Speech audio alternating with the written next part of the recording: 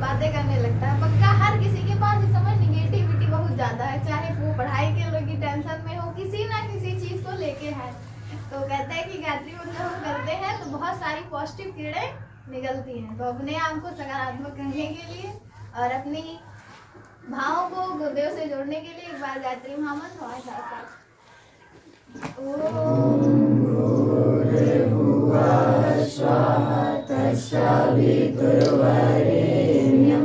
भर्गो देवस्य धीमहि धियो यो नः प्रचोदयात्।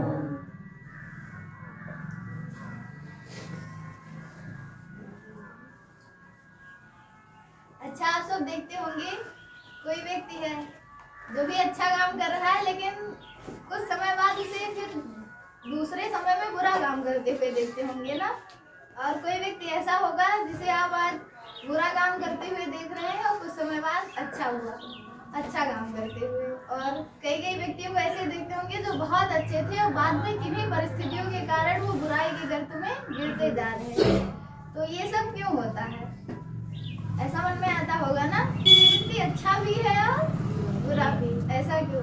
तो इसलिए क्योंकि जो हम पिछला कर्म करते आए हैं, जैसे अच्छा करते आए थे और कुछ समय बाद बुरा, तो वो सब हमारे चित्त में चिपक गई हैं। तो हमारे अंतःकरण में शुभ और अशुभ यानी अच्छाइयाँ और बुराइयाँ दोनों हैं, पर वो जिस प्रकार का वातावरण पाती है उसी प्रकार वो पुष्पित और पल्लवित होती रहती, मतलब उसी प्रकार वो कार्य करती रहती है। अब जैसे हम लोग थे, जरूरी नहीं एकदम अच्छे ही रहे हो, पर जैसे ही एक उत्तम परिस्थिति और उत्तम गुरु के सानिध्य में आए, हमारे विचार, भाव और कर्म तीनों में परिवर्तन आने लगा। तो यानी कि जैसा जिस प्रकार की परिस्थितियां हमारे आसपास होती हैं या वातावरण, उसी प्रकार हम कार्य करने लगते हैं। क्योंकि जो व्यक्ति आज बुरा है, कल वही अगर अच्छे व्यक्ति को पा जाए, अच्छा सानिध्य उसे मिल जाए, तो कल वो अच्छा बन जाएगा, ये निश्चित है। तो इसीलिए हमें हमेशा एक उत्तम सानिध्य में रहना चाहिए। जैसे कि आप लोग भैया के सानिध्य में हैं और हम सब इस समय किस भूमिका में हैं? शिष्य वाली भूमिका में ना। तो शिष्य की भूमिका कब अच्छी मानी जाएगी?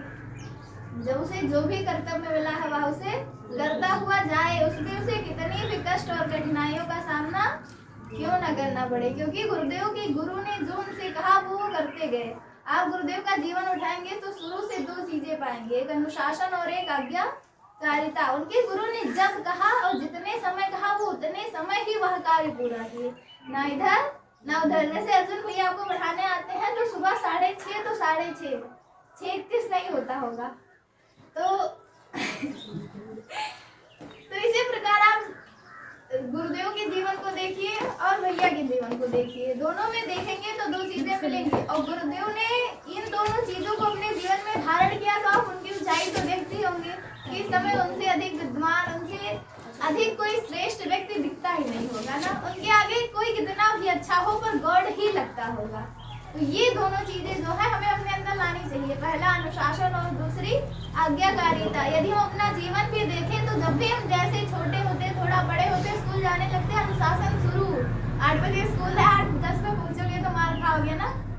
और आज्ञाकारिता यानी कि जो हमारे शिक्षक कहते हैं वो हमें मानना चाहिए, जो माता पिता कहते हैं वो हमें मानना चाहिए। क्योंकि गुरुदेव कहते थे कि हम अपने गुरु यानी कि उनको बॉस कहते हैं। जब आप लेक्चर सुनोगे तो कहोगे मैं अपने बॉस की कठपुतली हूँ, वो जिधर नचाते हैं मैं उधर नाचता रहता हूँ। उन्होंने अपने आप को ये अपने गुरु के हाथों में सौंप दिया था, तो उसका परिणाम आप देख रहे हैं। तो आपने भी इस समय अपने आप को सौंपा है अर्जुन भैया, अरुण भैया, सर जी को। तो आप भी अगर इन दोनों पथ पर निरंतर चलते रहे, क्योंकि चलना आसान है पर भटकाव बहुत रहता है। जैसे आप यहाँ से फैजाबाद तक जाएंगे, अब रास्ते में आपको दुकानें मिलेंगी, कहीं आइसक्रीम वाला, फैजाबाद जाना है आपको तो कहीं होटल मिल गया, कुछ खाने को मन गया है, कहीं वो हो रहा है, क्या कहते हैं उसे, जादूगरी, जो मदारी वाले आते हैं। अब आप वहाँ देखने में रुक गए तो आपकी मंजिल थोड़ी दूरी मतलब और बढ़ जाएगी, क्योंकि आप थोड़ा देर में पहुंचेंगे ना जब रास्ते में रुक जाएंगे। यदि आप सबको अवॉइड करते हुए चलते जाएंगे तो आप पहुंच जाएंगे। तो आप अपने आप को ये मत सोचिए कि अभी हम चल रहे हैं, बस ये सोचिए हम चलते रहें, कहीं हमारे जो कदमों की गति है वो कहीं थम तो नहीं रही है, क्योंकि अगर लगातार कहते हैं कि बूंद यदि किसी पत्थर में लगातार गिरता रहे तो पत्थर भी चिटक जाता है, पर हाँ वो लगातार गिरता रहे, कहीं वो अगर थम जाएगा तो वहीं उसकी गति भी थम जाएगी। तो आप लोग इन दोनों चीजों को अपने जीवन में बहुत अच्छे से उतारिए। ध्यान रखिए हमेशा आप कुछ भी कर रहे हैं तो इसमें देखिए कि कहीं हमारे अंदर उच्छृंखलता तो नहीं आ गई, कहीं जो हमें करना था उससे हम अलग तो नहीं करने लगे, क्योंकि ये दोनों चीजें बहुत ही महत्वपूर्ण है। हर एक बात जीवन में बहुत महत्वपूर्ण होती है, पर हम उसकी गहराई में उतरे तब, और गहराई में नहीं उतरते तो जैसे जीवन है और समय, सबसे यदि कोई कीमती वस्तु है अपने जीवन में तो वो क्या है? समय। पर जब हम भूल जाते हैं तो कहीं हमारा समय दिन भर में खराब चला ही जाता है। यदि हमें 24 घंटे ध्यान रहे कि हमारे पास कम समय है तो हम ज्यादा कार्य कर लेंगे, क्यों नहीं? जैसे कभी हमें कहीं जाना होता है 6 ही बजे, तो वही सारा घर का काम 6 बजे तक खत्म होता है, ऐसा ना? पर यदि नहीं जाना है तो वही काम 9 बजे तक, ऐसा हमारे जीवन में भी हुआ है। तो इसका मतलब कि जब हम जानते हैं कि हमारे पास टाइम कम है तो हम काम ज्यादा करते हैं, पर जब जैसे लगता है तो बहुत समय है, बस मन भी आलसी और शरीर भी शिथिल हो जाता है, वो कार्य करने को तैयार नहीं होता। तो अपने आप को हमेशा करते रहिए कि हमारे पास बहुत कम जीवन है, उसी कम जीवन में ही हमें बहुत कुछ करना है। पहले के लोग 10-10 हजार साल जिया करते थे, वो और इससे थोड़ा पहले जाए तो लोग 2-2 साल 3-3 साल, अरे सॉरी 200-300 साल जीते थे, लेकिन अब हम कितने साल जीते हैं? 70-80, इससे तो ज्यादा नहीं। पर इसी 70-80 में हम गुरुदेव अपने 80 वर्ष जिए, पर वो 800 वर्षों का काम कर गए। तो हमें भी कुछ ऐसा करना चाहिए, कम से कम 4 वर्षों का काम तो निपटा के जाए ही, क्योंकि ये जीवन मिला ही है कर्म करने के लिए। तो अपनी भावनाओं, विचारों, इच्छाओं, क्रियाओं और सामर्थ्यों को हमेशा सात्विक दिशा में निरंतर अग्रसर करते रहिए, उन्हें कहीं भी रोकिए मत। जीवन में जितनी भी निगेटिविटी आए, कहीं जीवन रुकने का तो नाम है नहीं। यदि हम उन नकारात्मक विचारों को सोचकर रुकते रहे तो हमारा पथ भी उसी समय रुक जाएगा। तो उसको रुकने मत दीजिए। आप सब ऐसी धारा है जिन्हें समुद्र तक ही जाना है, यानी कि अंतिम लक्ष्य तक, तो वो रुकना नहीं चाहिए। और आप अपने आप को देखते रहिए और सही कार्य करते रहिए, क्योंकि आप गुरुदेव कहते थे बच्चों आप यहाँ से जाइए, अपने जीवन को पहले नियमित, निरंतरित और चंदन की तरह बनाइए, यानी महकता हुआ, कि जहाँ जैसे बैठे उनको बदल दे। क्योंकि आज जो है परिस्थिति आज की, उसमें सबसे ज्यादा किसकी जरूरत है? अच्छे विचारों की। अब अच्छे विचार जिसके पास होंगे वही तो दूसरों को दे पाएगा। यदि आप अच्छा काम कर रहे हैं और अच्छे विचार हैं तो आप दूसरों के पास जब बैठेंगे तो आपसे प्रभावित हुए बिना नहीं रहेगा। जैसे आप भैया से प्रभावित होते हैं ना, सर्दी से होते हैं, क्योंकि उनके पास वैसा जीवन है, वैसा उन्होंने जिया है। तो जब भी आप ऐसा जिएंगे और निकलेंगे समाज में और लोगों को एक अच्छा मैसेज देंगे, तभी तो लोग बदलेंगे। क्योंकि लोग दूसरों के एग्जाम्पल से कम पसंद करते हैं बदलना। जैसे आप उन्हें कहे कि ये अच्छा काम करो, भोजपुरी ना सुनो, तो पहले कहेंगे तो सुनो, तो ऐसा कहेंगे कि तुम सुनते हो कि नहीं। तो यदि आप नहीं सुनोगे तो उनके ऊपर भी प्रभाव पड़ेगा, नहीं ये चीजें खराब है। तो ये समय निकलने का है। जैसे सर जी जब भी एग्जाम्पल देते हैं अपने जीवन का देते हैं ना, क्योंकि वो ऐसा जीते हैं। और आप भी सर जी को देखिए, टोटल कॉपी करिए। जैसे गुरुदेव अपने गुरुदेव की हर बात मानते थे, उनके सिवाय उनके जीवन, उन्होंने कहा कि मैंने हमारे कुछ व्यक्तिगत इच्छाएं थी ही नहीं, जो थी वो हमारे गुरु की थी। क्या गुरुदेव के पास ऐसा कुछ नहीं रहा, मतलब ऐसा कुछ नहीं मिला जो उन्हें और कुछ मिलना चाहिए था? ऐसा नहीं हुआ ना, उन्हें वह सब कुछ मिल गया सिर्फ अपने गुरु की इच्छा मानते मानते। तो हमें भी इस बात का ध्यान देना चाहिए कि हम भी अपने गुरु की हर इच्छा माने, अपने जीवन को वैसा चंदन की तरह सुगंधित बना ले, ताकि जो आसपास के झाल झंखाड़ है वो भी सुगंधित रहे। मतलब कि जब जिस समाज में हम रहेंगे वहाँ के लोग भी वैसे अच्छे बन जाएंगे। तो अपनी निरंतरता का ध्यान रखिए कि वो कहीं घटने ना पाए। अब जैसे आपको भैया कहते हैं टाइम से आने के लिए, टाइम से उठने के लिए, पर ये देखिए कि इतने दिन में कितने दिन हम टाइम से नहीं उठ पाए। क्योंकि गुरुदेव की जब बात आती है, कभी भी आप उनका जीवन उठाते हैं तो देखते हैं वो जब उठते थे तब और अंतिम समय तक। कितना कठिन कार्य है ना, कि आप आज शुरू किए और आज से ही लेकर आप जब तक जिए तब तक उसी समय हर कार्य करते रहे। संभव है? कहीं ना कहीं वो हम लोगों के जीवन में बाधित हो ही जाता है, जो कि नहीं होना चाहिए।